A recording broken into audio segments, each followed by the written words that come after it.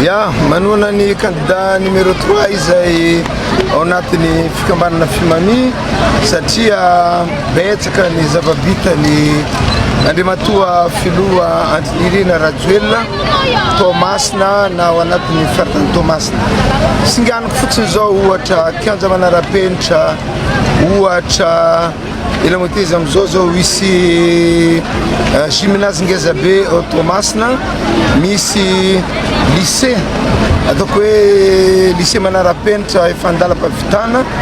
Ankoatran'izany ihany koa misy an'io miami io morona masina zay ny aménagena vita tsara ka zahay zany anisany ina motezy manana fitokisana amin'ny Andriamatoa président ny anohizana ny ezaka rehetra zay tokony mbola ho vitany satria ny zavatra rehetra nampanantenainy dia vitany daholo.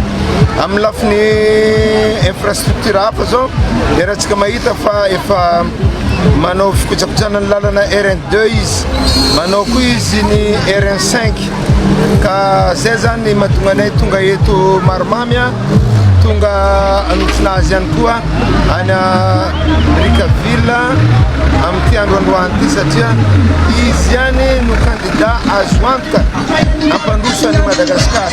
Rahantsika mahita fa izy nanao ny lalana RN44 ary mbola namboatra lalana RN13, RN10 ary matoky zay fa ho vitany io ka ny Fikambanana FIMAMI aty Toamasina zay misy mpikambana any amina 3 arivo mahery dia resy lahatra fa président ihany no azo antenaina satria izy koa manampy ny tanora. Hitantsika le projet fiarina reny dia reny fanampinan'ny tanora mba hiavoteny.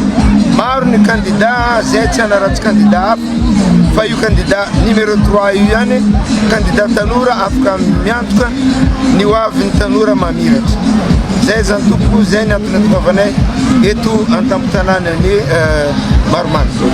Ary tsy ambanin'izany fa président Rajoelina ihany nanomboka an'le autoroute ary sura fa ho vitany autoroute mampitohy any Antananarivo sy Toamasina io ka zay aty Toamasina anisany ataotsika hoe ponina ikokany